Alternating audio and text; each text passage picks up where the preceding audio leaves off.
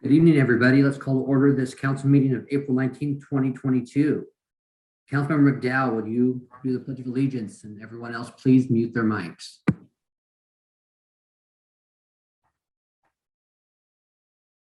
If I can get up.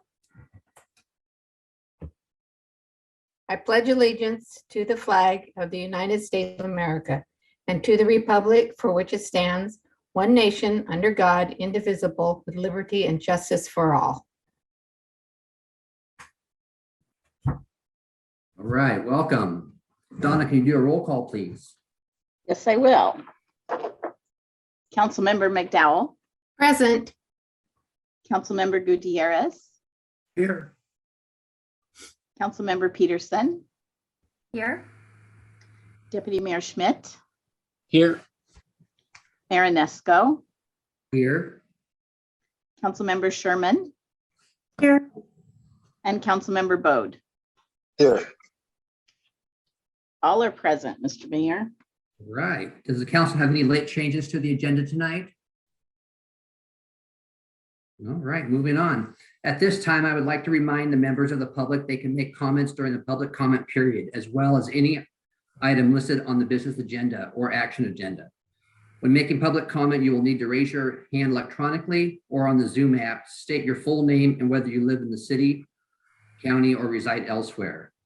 Option 1, join the Zoom meeting by clicking on the link that is displayed on the city manager's webpage. The link is listed on the agenda and minutes page under the tab that says more. Option 2, email city manager Jeff Knighton. And option 3, call Jeff's office phone. Both the email address and phone number are displayed on the screen of Mason Web TV's streaming video. Do we have any council board reports to share? Councilmember Peterson. Thank you.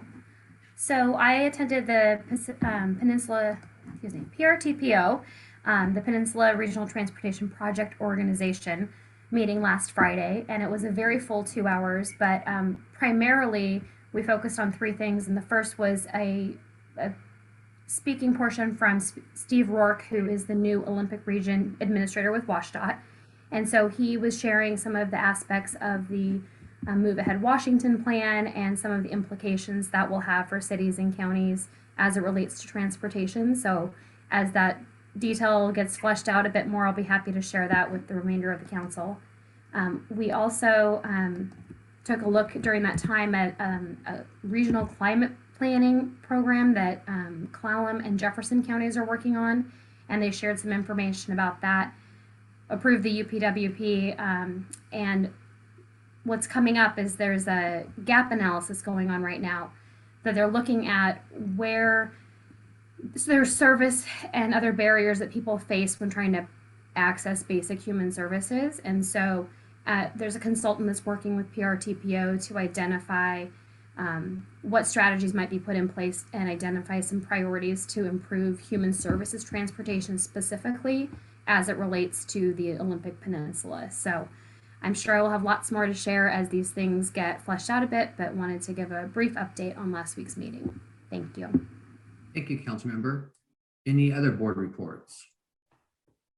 All right, moving on. Has everyone had a chance to review the consent agenda? Can I have a motion to approve the consent agenda? I move to accept the consent agenda. A second.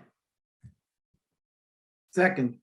All right, we have a motion and a second to approve the consent agenda as published. All in favor say aye. Aye. Opposed? The motion carries. Donna, do we have anybody interested in public comment tonight? Let me take a look here, Mr. Mayor. No, we don't. All right. We are recessing from the regular meeting to open a public hearing. Community Development Director Mark Ziegler is going to share the information about updating 2 chapters of the Shelton Municipal Code.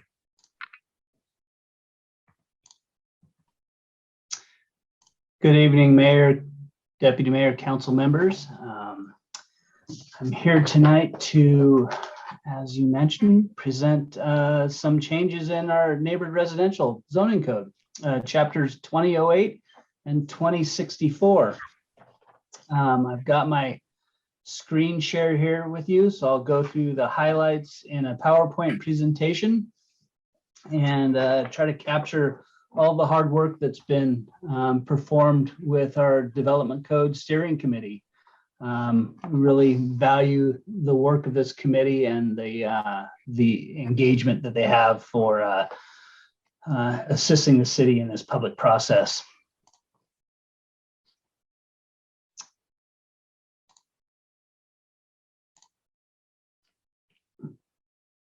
Okay.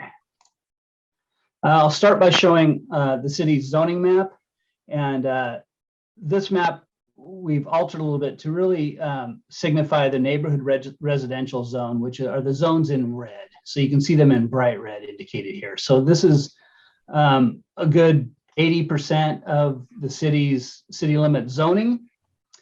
These are the areas that these code amendments would address. So within these zones. One point of emphasis is the large light blue kind of oblong circle that you see here, which is the part of the airport overlay zone. And this is zone 6. And we'll talk a little bit about how some of these implications have been in neighborhood residential zone have been worked out with some of our partners in the community and the input that we received as far as the airport operations within neighborhood residential zone. This graphic depicts the majority of the changes to Chapter 20.08, which is, again, our primary residential zoning district in the city of Shelton. And I'll just kind of move through the list here and start with our single family residential units. Our existing minimum lot size in the city of Shelton is 6,000 square feet. And the draft proposes a 4,500 square foot lot size.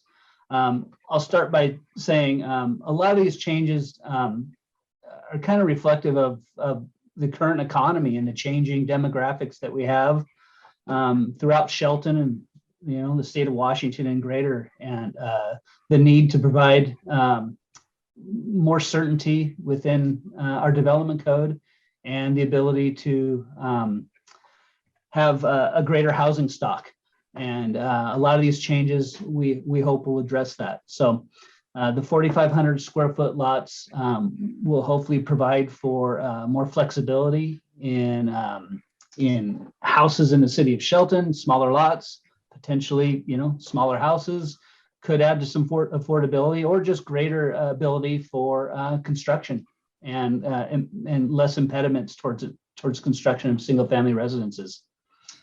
Duplexes and triplexes, existing code requires the 6,000 square foot lot for each, but only one per block without a conditional use permit. So they have to go, an applicant would have to, if there's a duplex or triplex on an existing block, the applicant would have to go through a conditional use process through our hearing examiner to place another duplex or triplex within that block. We're proposing eliminating that conditional use requirement, but having some minimum lot sizes for these duplexes and triplexes. Duplex would be at 6,000 square feet and a triplex at 75 square feet. And that's really, as we work through this process, just what we felt would be appropriate for the size of structures, because they're technically, more realistically larger structures. They require more parking on site, so they need a bigger lot size. Corner lots, we left at 6,000 square feet. This helps address some of the issues that come about with side yard setbacks, with fences and sight lines and things like that, that can really reduce the usable lot size for some properties in the city. So we felt 6,000 square feet offers the best opportunity for somebody to have a really usable yard, usable lot.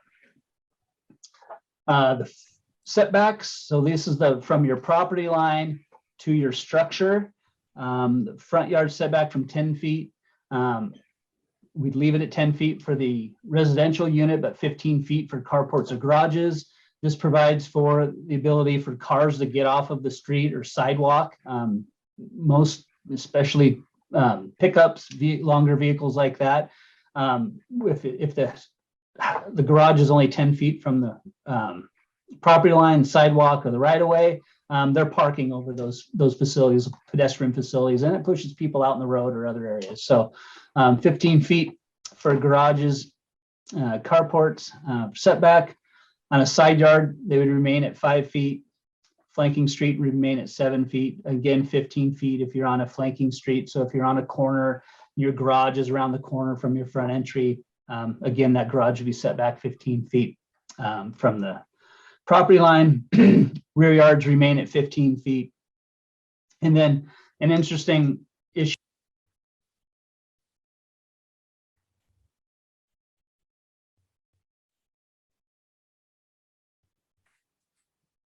Mark, I can't hear you. I don't know if you can hear me. I lost audio. No.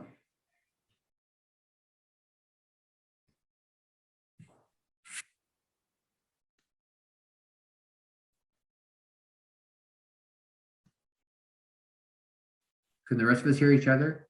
Yeah. Okay. I can't hear you.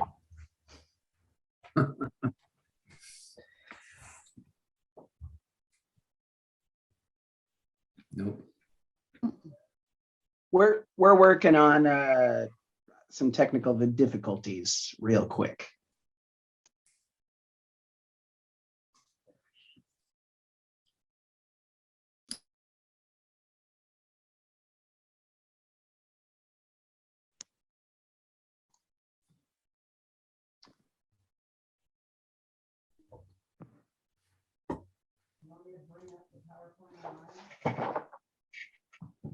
Yeah, please.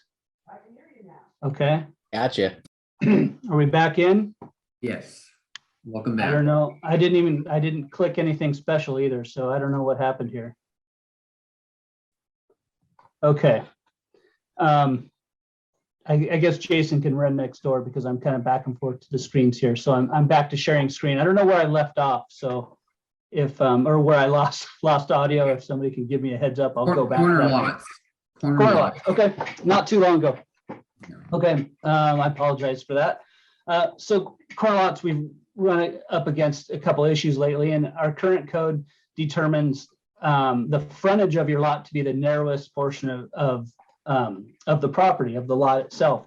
And sometimes the houses aren't exactly centered on the lot, or somebody might have a large lot on the corner, and they want to come in and do an addition or do a remodel, and they can't meet the setbacks required because of the way the lot is configured and the way the house sits on that lot. So what we're proposing is that the frontage can be changed from the narrowest side to a wider side of the lot if it so fits the property and the ability to promote redevelopment and revitalization of that structure. So just some cleanup, again, add to the ability for somebody to work on their property. Building height would stay at 35 feet. Development coverage at 50%. So that's all impervious surfaces on a lot. But we would grant an extra 10% for accessory dwelling units, mother-in-law units. Structures such as that would be able to go up to 60% for development coverage on their lot. And the current code requires owner occupancy of either the ADU or the main structure, and we'd remove that, much like a duplex. We don't require owner occupancy of one of the units of a duplex or triplex. So in this instance, we'd remove the ownership and the owner occupancy requirement in that scenario.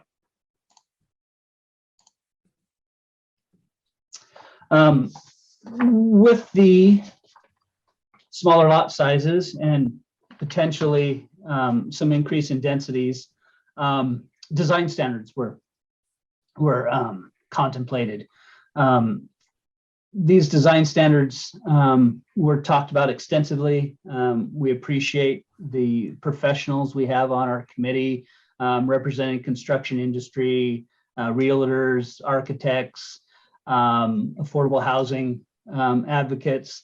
And so this took quite a bit of time to work through. And I think we have a proposal that can meet everybody's needs, be clear, be concise, provide for livable communities, neighborhood investments, and really have some standards that promote that pride in one's house and neighborhood. So every home in this proposal, including ADUs, duplexes, triplexes, would have contrasting trim on all wall openings. So they'd wrap their windows and the corners of their houses, integrate trim in any other doors or windows, and on contrasting siding or other materials. Roof overhang of 6 inches. Excuse me, that's one of the following. So of the three, the contrasting trim on wall openings, corners, the integrated trim, and then the contrasting siding. And the integrated trim is something that would come with a window. So modern architecture might not propose a 3.5 inch or 4 inch trim around a window. And so we wanted to give the option if somebody wanted to do a modern design that had an integrated trim around the window that's thinner, more concise, the ability to meet that standard without trimming it out to that doesn't meet their design. 6 inch overhang on roofs and a covered entry for the primary residence, a minimum of 20 square foot in roof area. In a lot of these design standards, we allow for the applicant to propose an alternate based on fact-specific analysis. So if there's something that unique that isn't stipulated in the code specifically, and we get a determination from staff that it certainly meets the intent of the design standards, we're not going to go to a public hearing or have a long process to be able to approve that and move somebody's process forward. So we have kind of a menu following the required design standards. We have architectural design and structural designs. And so the architectural design, as you can read, ensures variety in the architecture, reduces the dominance of these garages on the streetscape, breaks up, the monotony that you might have in subdivisions where it's the same house over and over again. The front facade variety must be located on the, if they're located on the same side of the street, they should be separated by no less than 4 lots. So there's separation between those same dwelling designs, but they certainly could do that in a large subdivision. If they're located on the opposite side of a street from each other, they'd be separated by no less than 4 lots as well, with the lot directly across the street being included in the 4 lot calculation. The front facade features, every front facade of a single family resident shall contain a minimum of the 3 elements. We will show you here in a second. 1 element from the structural and 1 from the decorative, and then duplexes would include 5 elements and triplexes 7 elements total. So this graph shows you again the single family residence would be required 1 structural element, 1 decorative, and 3 total. So that to make up the third, they'd pick from the two categories, either structural or decorative. Duplex, again, 2, 2, and 5 total. So they make up the 5th one out of one of the 2 elements, and then the triplex, again, 3, 3, and 7 total. So the structural elements include dormers, gables, hip gamble roofs, bay windows, a 12-inch offset from one exterior wall to the other, balconies, roof line offsets. And I can show you a few pictures of examples here. You'll see a bay window in the top picture. Hipped gable roofs. These are gable ends. In the lower left and top right, you'll see dormers, as well as the bottom left will show your roof line offset between the two gables. So those are examples of what we're looking at for those design elements. Other structural elements include balconies. You'll see at the bottom left. A recessed building entry in the middle picture here, the covered entry.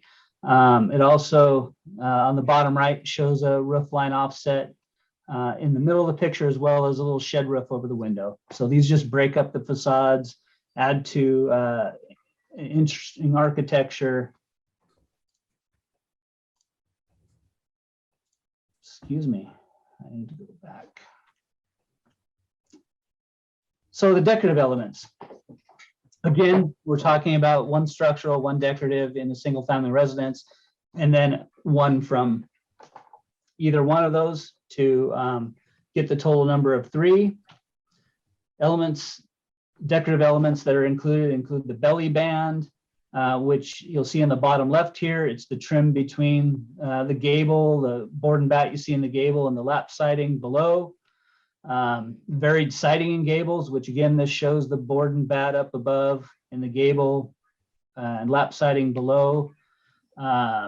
Variable sidings of different kinds. This, let's see, well, this shows it in the gable as well, but if it was brought around to the front of the house, or it would show the variable siding in the same manner. You're just breaking that up. Horizontal lap siding, again, bottom left, middle picture, top. The roof overhangs, decorative garage doors you'll see in the middle picture, have some windows, have some trim around them, and brick, stone, or cedar accents. The bottom right picture shows a wainscot of stone that shows just an offset of the existing siding. Again, you'll see some contrasting trim in a couple of these photos. The bottom left, they've got a lap siding, and it looks like kind of a shake siding up in the gable. Again, up in the middle picture, contrasting trim and siding. The trim on the fascia has, a little 1x2, just contrasts out from that probably about 8-inch fascia board. Add some decorative details. Shutters in the bottom right picture. And then eave or knee braces, you'll see the bottom left, these structures that look like they're holding up the roof overhang. Those are knee or eave braces. So just add some decorative details, other elements that offset the structure of the house. So I will circle back to, stop sharing my screen. I'll circle back to some of the process here. So we have obviously provided the study session to the council back in March, I believe it was. We also conducted a consult with aviation interests in the local community, and that's required through RCW. We had the WashDOT aviation representative from the Port of Shelton, who represents Sanderson Field, as well as a few members from the public and some representatives of a business at Sanderson Field. They expressed concern with the changes that relate to 2008 and the potential to increase density in the neighborhood residential zone within zone 6, as I indicated previously. They felt that the 4,500 square foot lots would increase density and lead to incompatible uses within airport overlay zone 6. It's staff's belief that that isn't the case. You can currently construct subdivisions, housing developments at 4,500 square feet if they're alley loaded. So we are removing the alley loaded requirement. So you can plat your properties with 4,500 square foot lots without an alley build them now as proposed.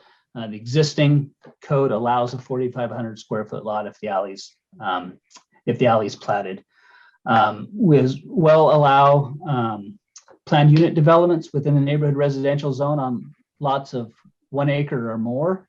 I'll point out the existing multifamily residential project slated for Jones Road on Northcliffe. This is a planned unit development process that went in front of the hearing examiner a few weeks ago. And this would be a similar process within the entire neighborhood residential zone. And so this could be potentially a higher density than even 4,500 square foot lots, and the residential units per acre could be higher than that with a planned unit development. So again, staff has felt that the proposed changes don't necessarily lead to any higher density. It just promotes more certainty for the development community and the prospect of meeting some of the city's housing needs now and in the future. This isn't necessarily a finished product. We have more work to do with the Development Code Steering Committee, other zones, potentially neighborhood residential zone.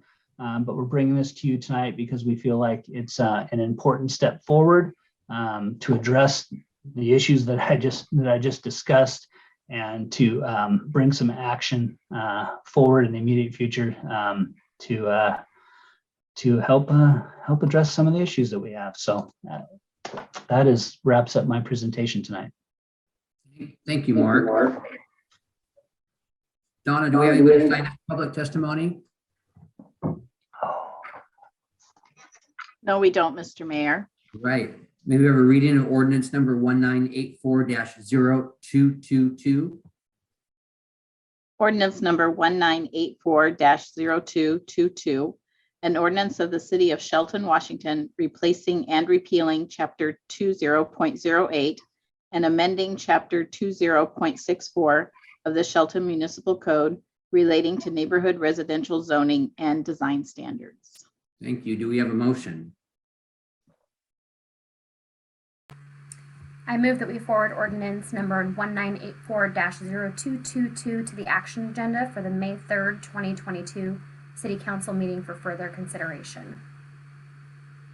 Second. All right. Council members, do we have any questions or comments? Councilmember McDowell. Well, I want to say wow. And I want to say that I love, if those are some of the houses that could be built in Shelton, I say wow. But I do have a concern about the lot size and the yard size. That might mean more parks, neighborhood parks, because we're going to be squishing the property down, right? Am I right there? Bringing it down. So there'll be less yard for kids to play in. That would be a great thing to have neighborhood parks in some of the areas.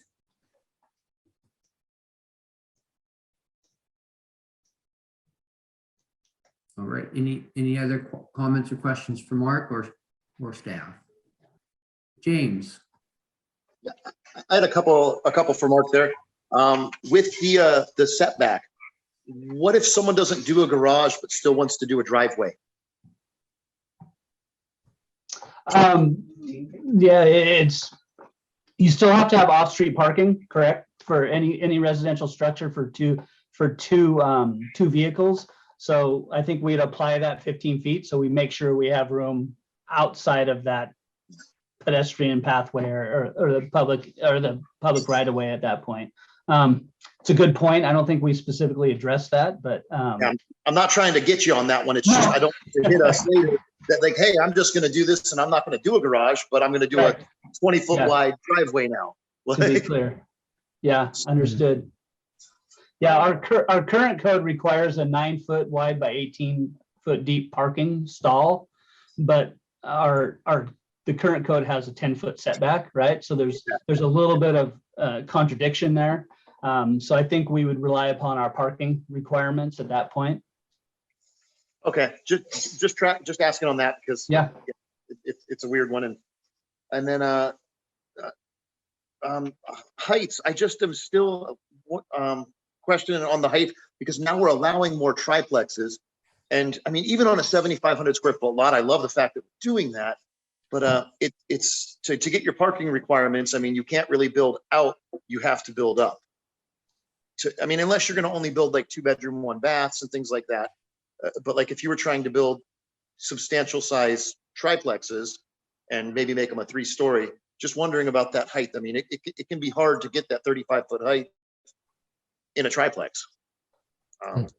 So just wondering about that. And I'm not sure what considerations we've taken into that because part of it was compatibility with neighbors, you know, a 40-foot or 50-foot height structure right on top of, you know, essentially 10 feet away from maybe a single family residence can be a bit of an impact.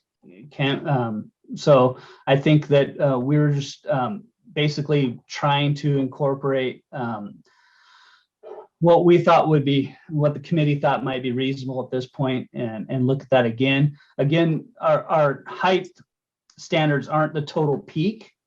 It's the midway between the peak and I think the top of the wall, if I remember correctly. So total height can be over 35 feet, technically. Okay. And then my last one was in the residential. Are you allowed to do flat roofs in the residential zone? The design standards don't have anything, any stipulations for a peaked roof, correct? Okay. And then I was just wondering if you did a flat roof in there, how would you meet the overhang requirement? I think that would probably be a request for a deviation from the existing code, from those design requirements. I think that's the best way to approach that.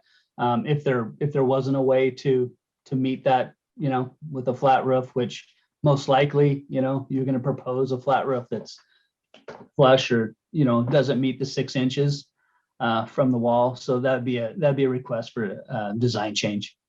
Okay, awesome. Thank you. You bet. Thank you, James. Deputy Mayor Schmidt. Yeah, thank you.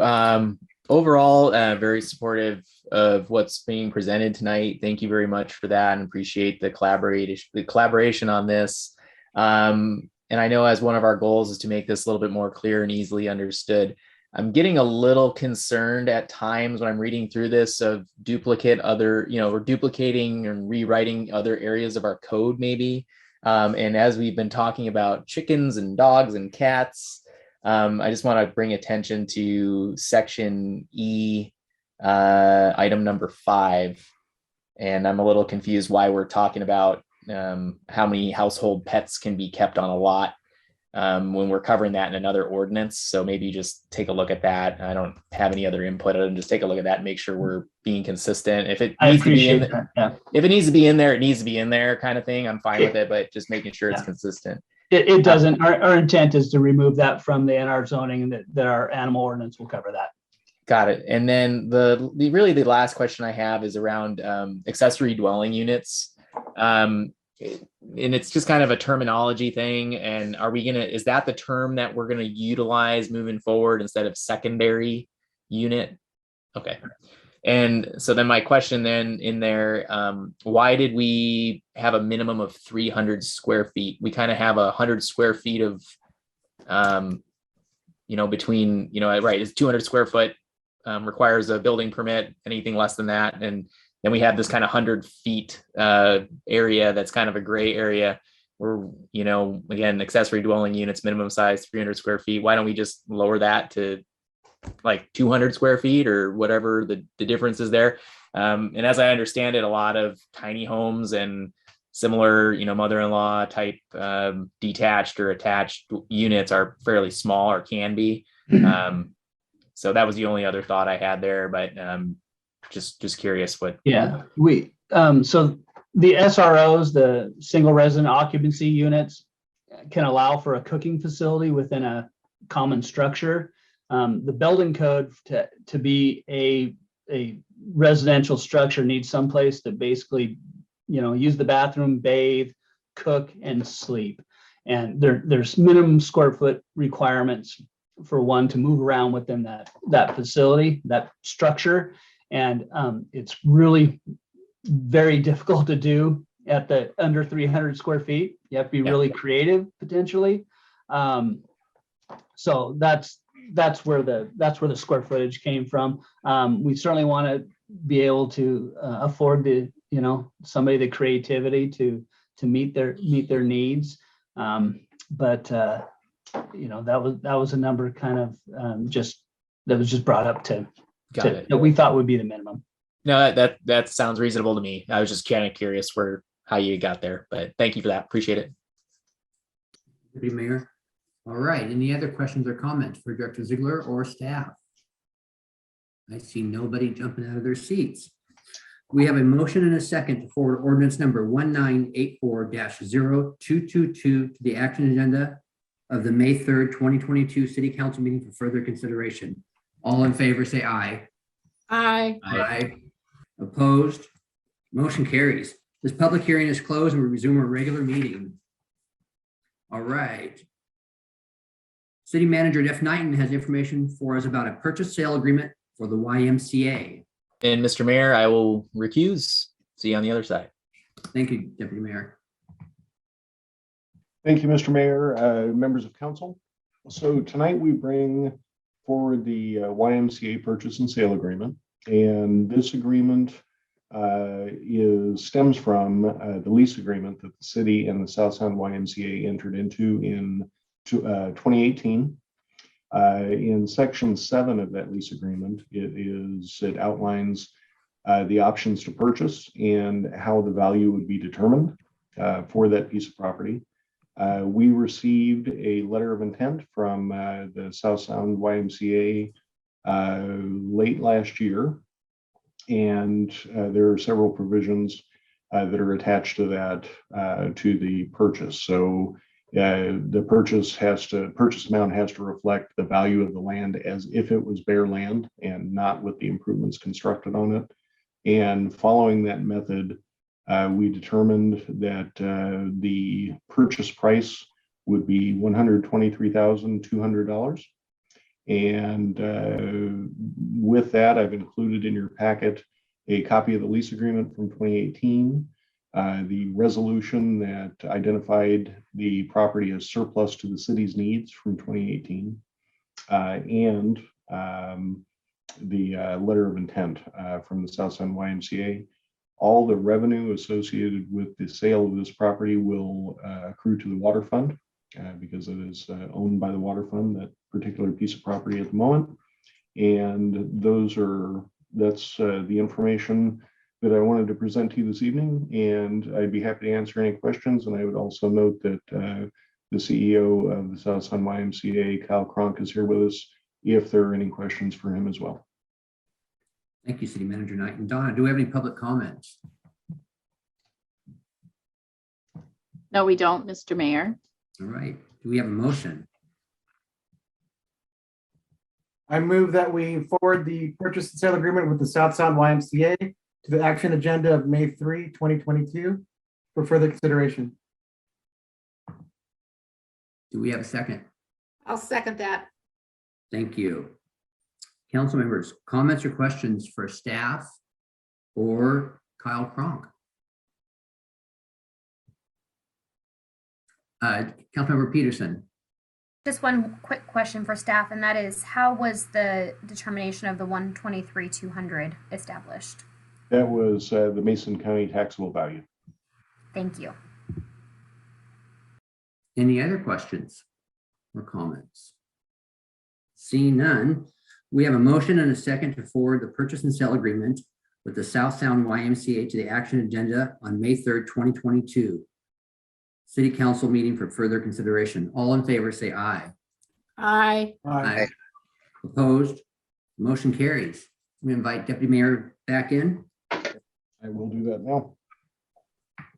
Thank you, Kyle. I just sent a text to the deputy mayor. Thank you, everyone. Have a good night. Good night.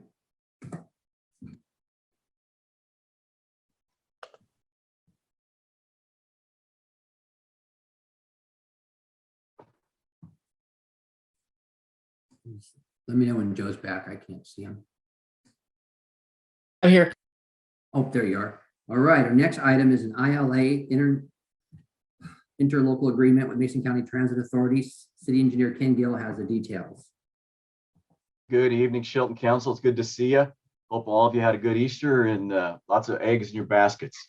So tonight in front of you is a interlocal agreement with Mason Transit Authority to pay for a bus shelter out at Pacific Court and Railroad Avenue.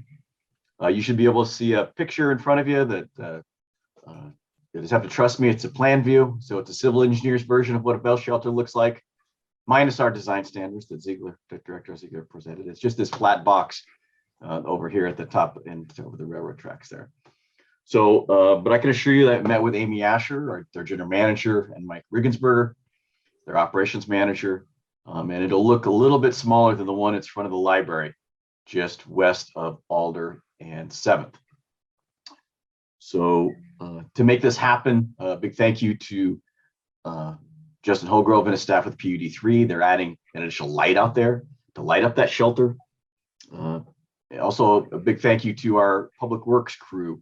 They removed some of the remnant tracks left over so they could build the sidewalk shown on the plan and the shelter pad. So in addition to this, this is primarily to serve the folks out at the end of Pacific Court, the shelter out there. And this provides us the crosswalk. You can see the piano key going across Railroad Avenue that's right there. That'll get them across there safely, including an ADA ramp that connects into that existing sidewalk that's on the east side of Pacific Court. So just a side big thank you for Councilmember Schmidt to provide us some drone footage of the project before we got started to kind of establish what we started with. But that's all I had tonight, but I recommend you move this to your action agenda for the May 3rd council meeting. I'm happy to answer any questions you have on it. Thank you, City Engineer Gill. Do we have any public comment?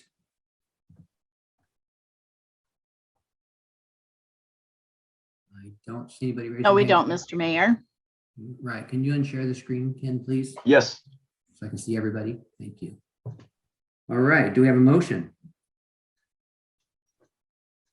I move to place resolution number 1231-0322 on the action agenda for the May 3rd council meeting for further consideration.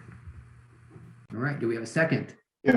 If I might, Mr. Mayor, just to clarify, it's resolution 12310222.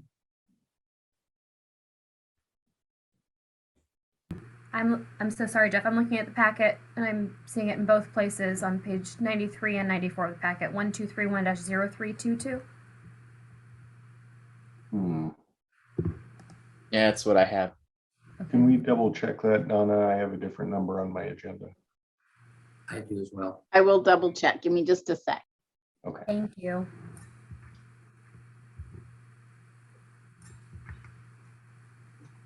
Just want to clarify and make sure we have the right number. The agenda is 222 and the actual briefing sheet is 322. Okay. So we'll get that cleared up before council makes their decision.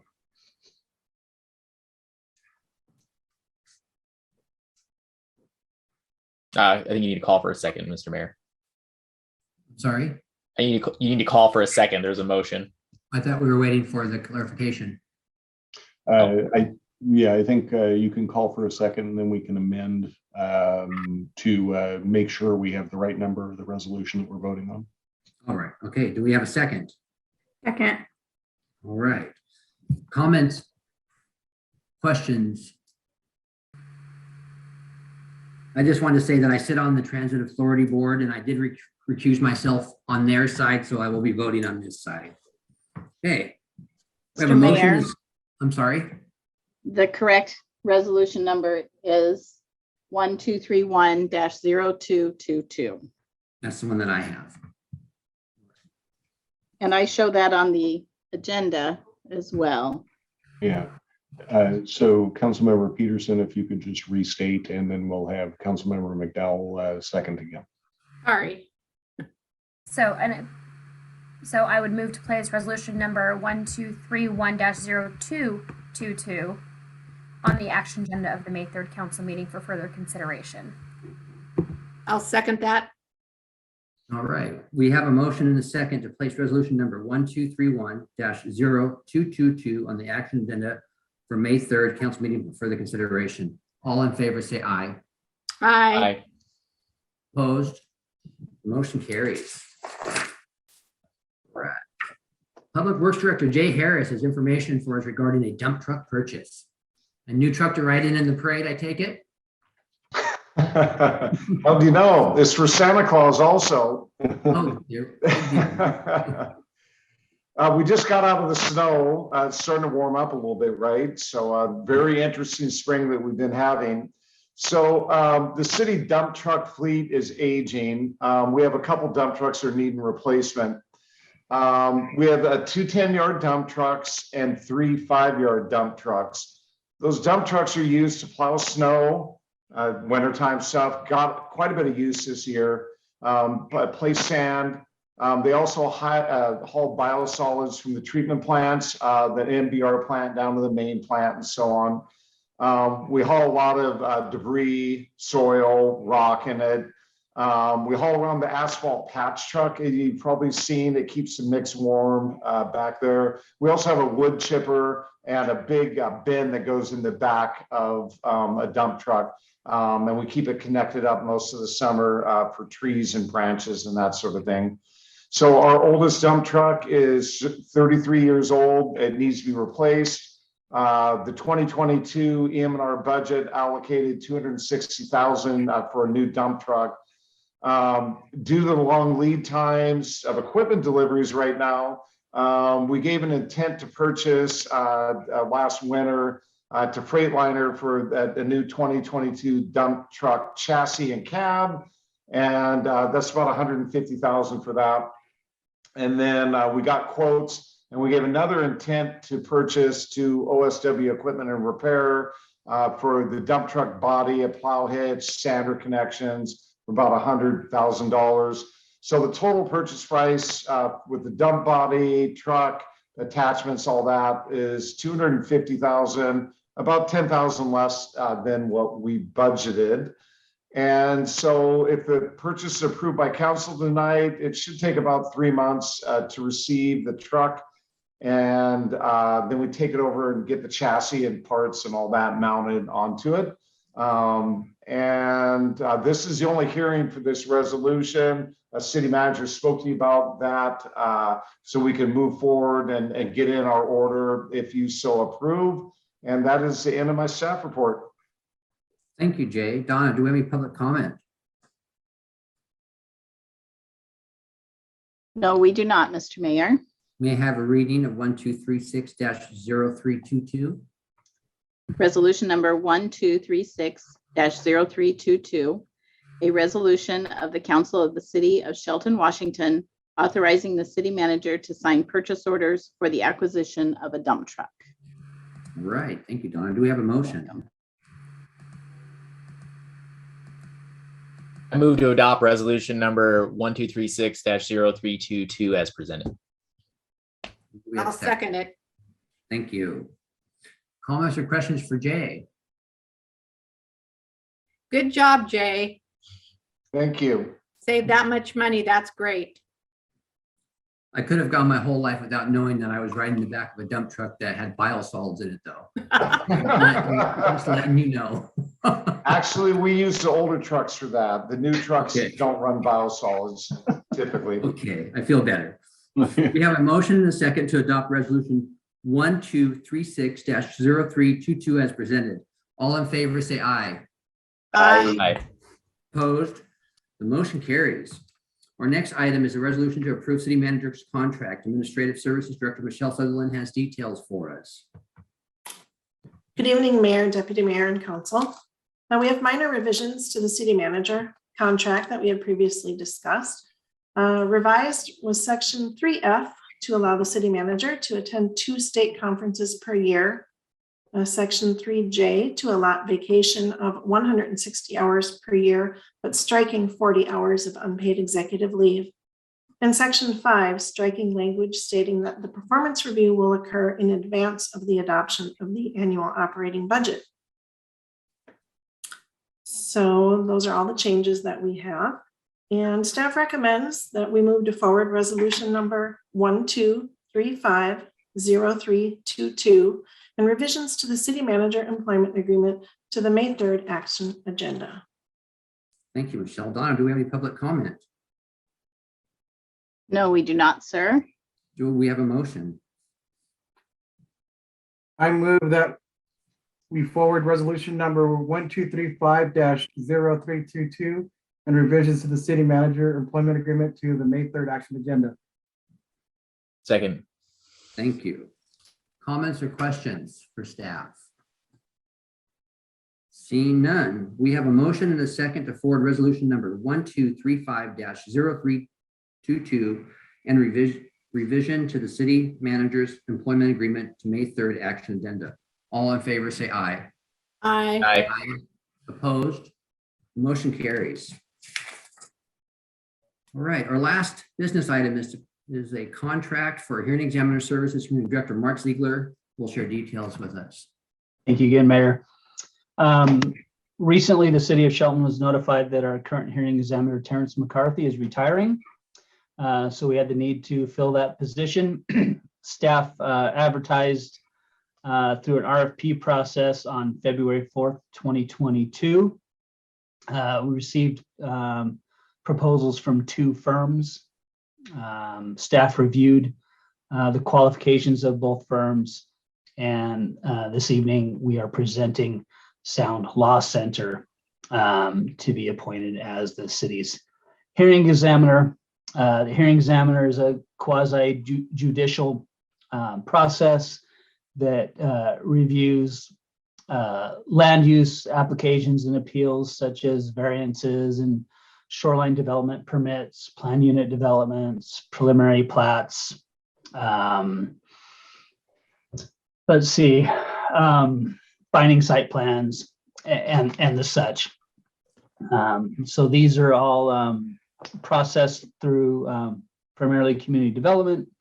The hearing examiner conducts a hearing with the proponent, public participation, and the city, and then provides a ruling that we act on accordingly. We're very impressed with Sound Law Center's experience and their ability to provide the services necessary to the city. And staff is recommending that the approval of the contract with Sound Law Center is placed on the May 3rd agenda for further consideration. Thank you, Mark. Donna, do we have any public comments? No, have we a don't, motion? Mr. Mayor. I'm sorry. I thought I No saw you. public comments. All right. Do we have a motion? I move that we forward the contract with Sound Law Center for the hearings examiner services to the action agenda on May 3, 2022 City Council meeting for further consideration. Thank you. Comments or questions? I need a second. Need a second, Mr. Mayor. Oh, sorry. There it is. All right. I didn't even hear that one. Comments or questions? Councilmember Sherman, are you making a second? Yeah, I was. Yes, I was. Okay, all right, thank you. Yes. All right. No, don't see anybody jumping out of their seats there either. We have a motion and a second to move forward the contract with Sound Law Center for hearing examiner services to the action agenda of the May 3rd, 2022 City Council meeting for further consideration. All in favor, say aye. Aye. Opposed? Motion carries. Our first action item is regarding the EMS replacement levy. City Manager Jeff Knighton has details. Thank you very much, Mr. Mayor, Deputy Mayor, and members of council. This item has not changed since you heard it on your April 5th business agenda.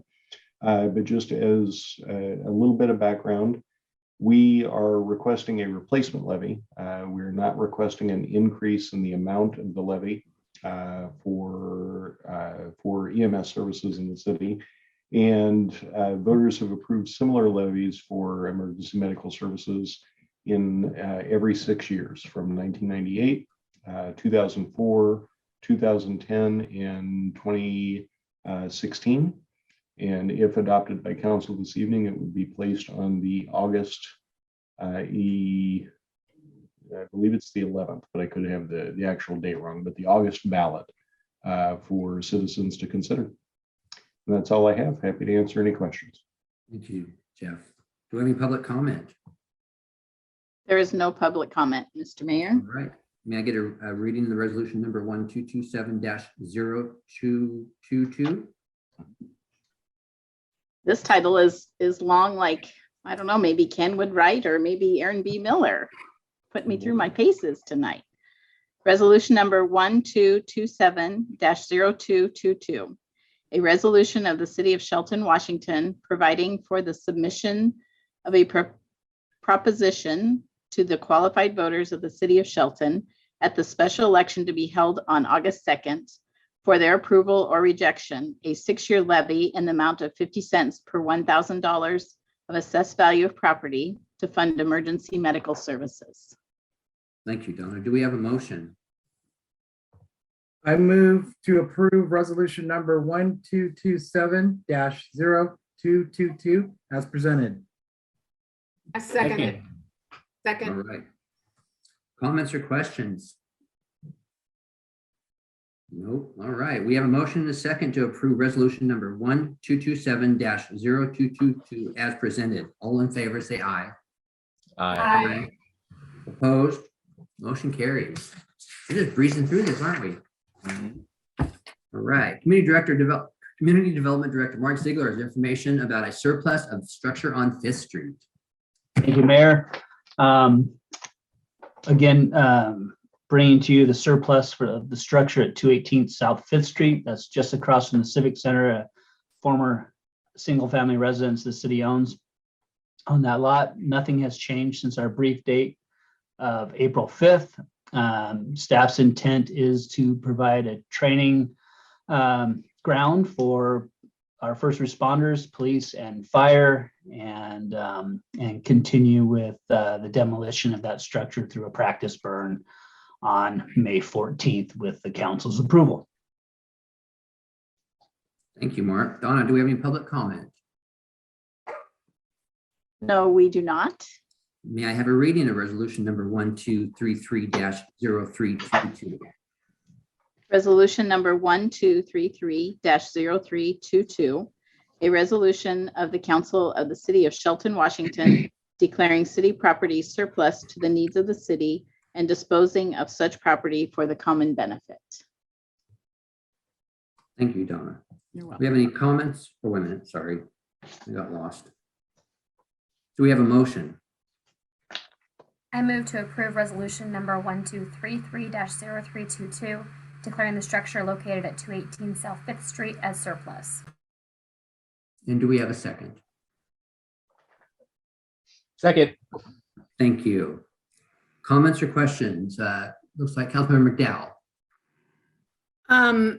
What's going to become of that piece of property? Is it just going to be integrated into that large lot that's next to it? At this point, there's no plan for redevelopment of the property. We'll grade it flat, plant grass seed. The intent is most likely there won't be any structures there.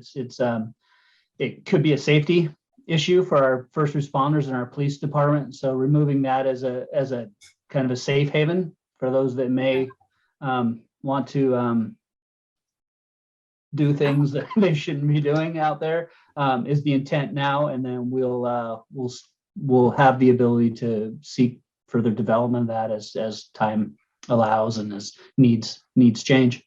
Will, historically, will there be something there marking that piece of property as where the first school marm lived that was at the Lincoln School? Well, the Lincoln Gym was on that site, on the front half, on the north half of that site. We tried researching the house and a school marm and whatever information we could, and we really couldn't find much of anything of substance there, but we have talked to the Historic Preservation Board. about further interpretive information, historical information that would indicate the use of that site. And we can integrate that once the parking lot improvements are done. Okay. Thank you. Any other comments or questions for staff? Mark, just a quick question. When we light the thing on fire, we know that there's a rodent problem in the house. Do we have any plans to maybe address that before the houses come down and they all come out of the walls and just run all over the place? I think most of our rodents are squirrels, to tell you the truth. Okay. They're the furry tailed rodents. Okay. But yeah, we'll try to address that the best we can. There's no, food source in there right now. They're creating the food source by some of the trees in the area, but we'll get some traps down there and see if there's anything of any concern prior to that abatement. Thank you. So Councilmember McDowell. just a comment. Make sure you keep all those squirrels in the house while it's being demolished, because they will come to my yard. I guarantee it. Kathy, So I'm squirrels are sweet. trusting you'll do that, Mark. Yeah, I'm not so sure I can manage squirrels, but working in government sometimes provides us that experience. Yeah. Okay, moving on. We have a motion and a second to approve resolution number 1233-0322, declaring the structure located on 218 South Fifth Street as surplus. All in favor, say aye. Aye. Aye. Opposed? Motion carries. Now we have an ordinance about sign regulations. City Manager Knighton has details for us. Thank you very much, Mr. Mayor, Deputy Mayor, members of council. So we proposed the new municipal code section and discussed that with council at a study session held on March 8th of this year. And then council heard this item on their April 5th business agenda. A few of the things that we did change. Let's see here. I got the wrong briefing up. A few of the things that we did change after discussion by council at the April 5th meeting is to allow up to 5 business days for temporary signs to be removed following an event.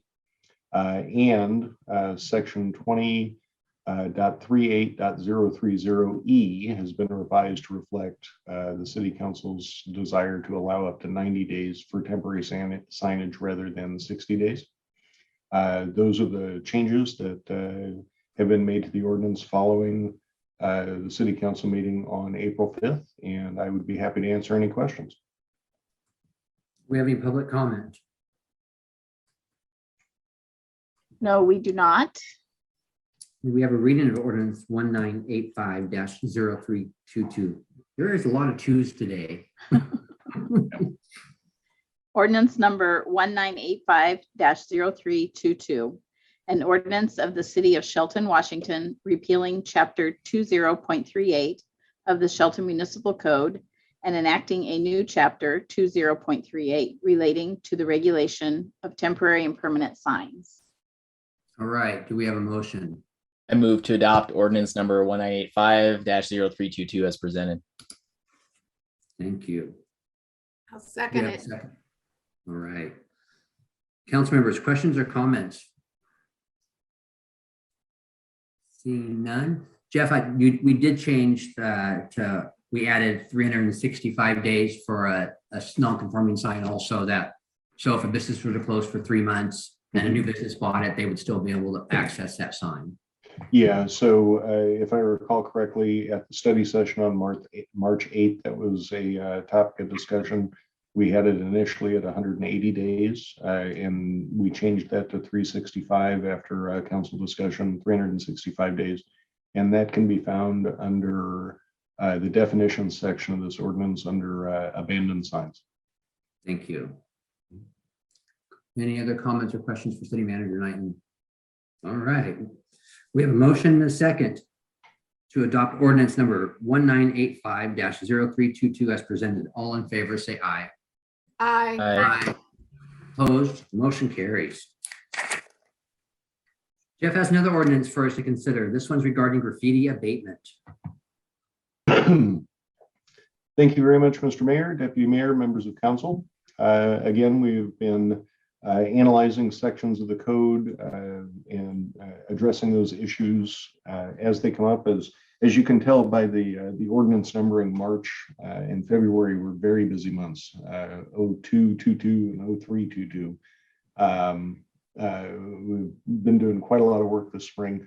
This graffiti section, council discussed again at the April 5th business meeting.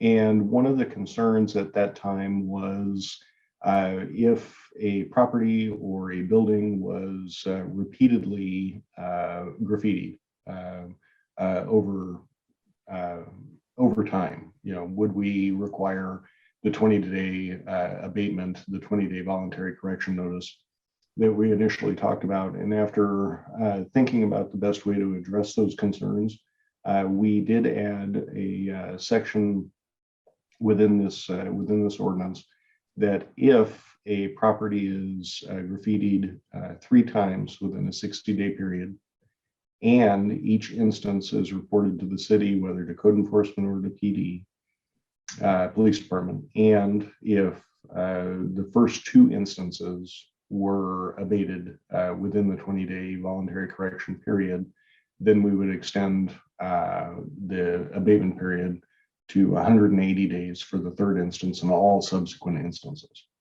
And that's the language that we came up with to address the concern that we heard from council. And that has been included in the draft that you have in front of you this evening. And that's all I have on this particular item, and I'd be happy to answer any questions. Thank you, Jeff. Do we have any public comments? No, we don't, sir. Do you ever read in ordinance number 1986-0322? Ordinance number 1986-0322, an ordinance of the city of Shelton, Washington, adding a new chapter 8.80 to the Shelton Municipal Code relating to abatement of graffiti. Thank you, Donna. Do we have a motion? I move to adopt ordinance number 1986-0322 as presented. Second. All right. Comments or questions for Jeff? Councilmember Peterson.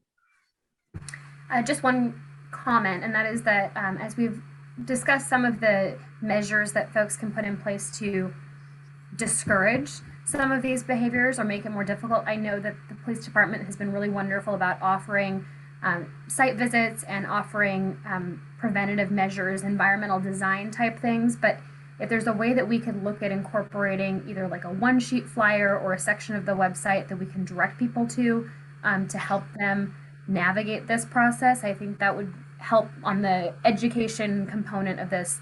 We always strive for that education before enforcement. I think that could be a really wonderful opportunity for us. Thank you, Councilmember. Councilmember Sherman. Yeah, so I'm just curious. So the new rule would be if the building owner or the property owner 3 times in 60 days. I'm just curious, has that happened yet? It has not. Typically, one of the reasons why this ordinance was proposed is because if graffiti is abated quickly, you don't tend to see the proliferation of it. If it's left there, you're likely to accumulate more, and that's anecdotal. I'm sure there's data to back it up, but I don't have that data in front of me. But that's anecdotal. So if we're able to get the graffiti taken care of quickly, we think that will help lessen the impact not only to that property but surrounding properties. And one of the reasons we hold ourselves and our public property just as, if not more accountable than any public or any private business or property, because we know that if we can get on top of it quick, you're less likely to see more. Great.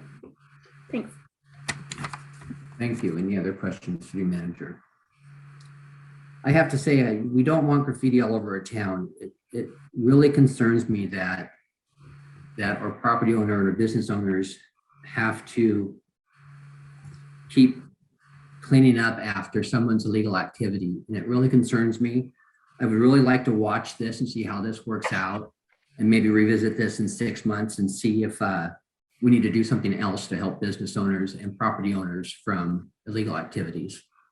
It's concerning. They didn't paint the graffiti on the back of their building. So I'd like to maybe in 6 months see how this is working out. If people are being burdened by this, and maybe we come up with another solution to help them out. But we don't want it all over town, so I understand why we're doing this. So, any other questions or comments? We have a motion and a second to adopt ordinance number 1986-0322 as presented. All in favor, say aye. Aye. Opposed? The motion carries. We are coming to the end of this meeting. Jeff, would you give us a city manager report, please, if you have one? Thank you, Mr. Mayor.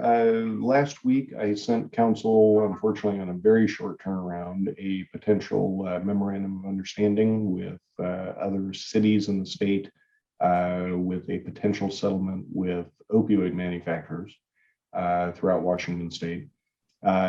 If approved, and this is by no means done, there are several other hoops and legal steps to jump through. If approved, any potential settlement, the city would receive, it's about 5 digits long, but it's the city and the county together would receive less than 1% of any total settlement from the opioid manufacturers if and when this is settled.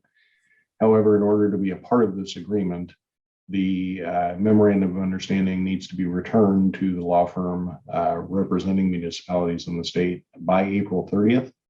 And I had mentioned that to you and provided you with some of the background materials, but I wanted to mention it in public here tonight that I intend to sign that memorandum of understanding tomorrow and make sure we get in by the deadline so that we are entitled to receive any monies that are dispersed as part of an eventual settlement.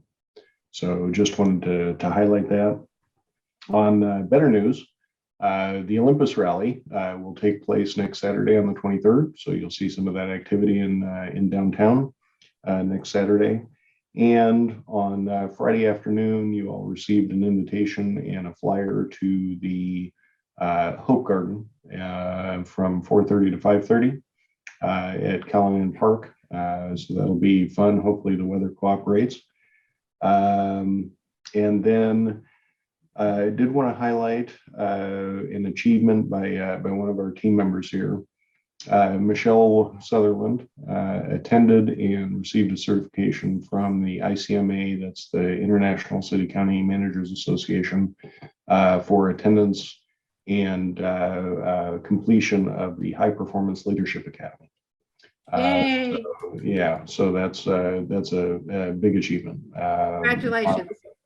A lot of background, a lot of information on all municipal operations. So it's a solid achievement. We're very proud of her for doing that program. And lastly, on your looking ahead, next Tuesday, we will have a study session focused on, we have 2 different topics. One is the high school representative to city council, and the other is potential movie nights in the park program. And then moving forward on the 3rd, we have a couple proclamations. One is for Public Works Week, and Public Works Department is going to be working incredibly hard this summer with the Civic Center parking lot, Western Gateway, C Street. There are all kinds of stuff, all kinds of things going on this summer. And then in addition to the items you heard tonight on your action agenda, we'll be talking about the ordinance related to camping on private property. And that's what I have at the moment. Councilmember Peterson. I just wanted to plug also that the Historic Preservation Board applications, I believe, are due this week as well, 26th. So if there's anyone in the public that's interested in serving in that capacity, Mary sent out a press release about that, so you may have already seen it. But Jason Does, our city planner, is the contact, and those applications are due on Tuesday. Thank you, Councilmember. And that's all I have, Mr. Mayor. I'm happy to answer any questions if you have any. Any questions for City Manager Knighton? All right. Does the council have any new items for discussion? No, I do. I'd like to talk about the city manager briefings. As most of you know, that the deputy mayor and myself have gone back to in-person briefings. I think they're very valuable to be able to converse with our only employee and, you know, hear his thoughts and him hear our thoughts. I just think it's very valuable. I missed it when it was gone, and I'm grateful that he let us back. And I would suggest that the rest of you go back to in-person briefings. And like to discuss that at all? And this will not replace the study session. We'll still have our study sessions. This is just our briefings. Yes, Councilmember McDowell. Kudos to you, Eric. I have missed the briefings and I would like to see them back again. You know, I mean, that would be a choice whether we all want to or just a few of us want to, but we need to have the option to do that. Thank you, Councilmember. Anyone else? Councilmember Bode. Haven't we always had the option to have a meeting or briefing with Jeff anytime we wanted? Well, you could walk into his office when he's doing something and he would definitely talk to us, yes. But this is a schedule weekly briefings rather than the email that we get every Friday. And haven't we always had the option to schedule a meeting with Jeff anytime we wanted? Yes. Okay. Yes. So, yeah, you're more than welcome not to participate. I think it's very valuable that we participate with our city manager. Yeah, I understand. I'm just not a big fan of the private because, like I said, we're public servants, and you know, I don't. It's fine. I choose not to. Thank you. Anyone else?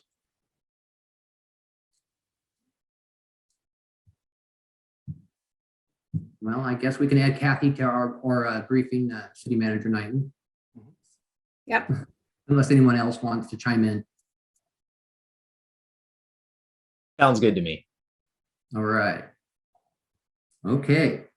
Well, if there's no other discussion, our next meeting will be May 3rd, 2022 at 6 p.m.